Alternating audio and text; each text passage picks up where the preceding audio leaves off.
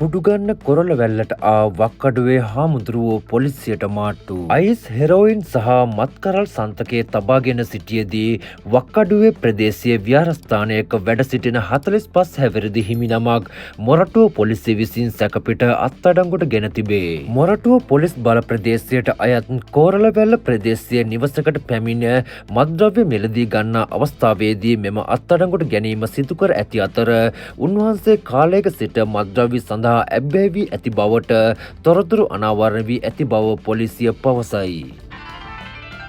පානදුර හොරේතුඩුව බොල්ගොඩ ගඟේ පාවෙමින් තිබූ මලසිරුරක් හමුවෙයි. පානදුර හොරේතුඩුව ප්‍රදේශයෙන් බොල්ගොඩ ගඟේ පාවෙමින් තිබූ මලසිරුරක් පානදුර උතුරු පොලිසිය විසින් සොයාගෙන ඇත. මෙම මලසිරුර සම්බන්ධයෙන් මේ වන විට පොලිස් පරීක්ෂණ ක්‍රියාත්මක කර ඇති අතර මියගිය පුද්ගලයා හෝ තැනැත්තිය හඳුනා ගැනීම සඳහා සහ මරණයට හේතුව අනාවරණය කර ගැනීම සඳහා ඉදිරි විමර්ශන සිදු කරමින් පවතී. හෙටත් ප්‍රදේශ රැසකට උණුසුම් කාලගුණයක්.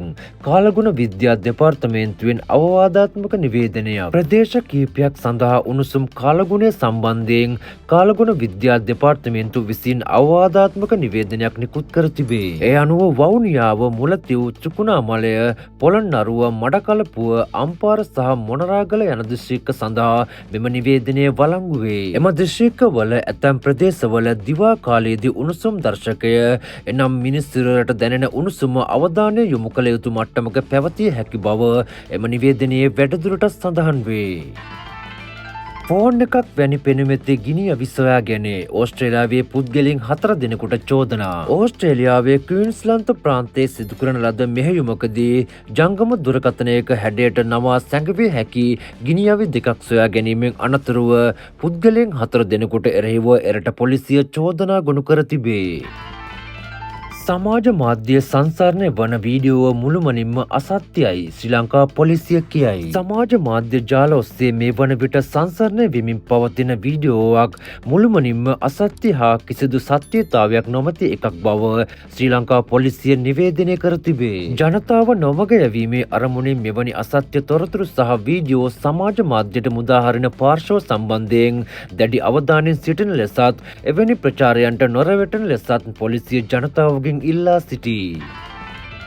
වෙඩි ප්‍රහාරයට ලක් වූ බැකෝ සමන්ගේ මව ජීවිතක්ෂයට පත්වෙයි. මිද්දෙනිය උල්හිටියාව ප්‍රදේශයේදී ඊයේ පස්වරුවේ වෙඩි ප්‍රහාරයකට ලක්ව තුවාල ලබා සිටි සංවිධානාත්මක අපරාධකරුවෙකු වන බැකෝ සමන් නැමැත්තාගේ මව ජීවිතක්ෂයට පත්ව තිබේ. ප්‍රබල පාතාල නායකයෙකු වන ගණේමුල්ල සංජීවගේ ඝාතනයට ප්‍රතිචාරයක් ලෙස සංජීවගේ පාර්ශවයේ පිරිසක් විසින් මෙම ප්‍රහාරය එල්ල කරන්නට ඇතැයි ආරක්ෂක අංශ සැකපල කරයි.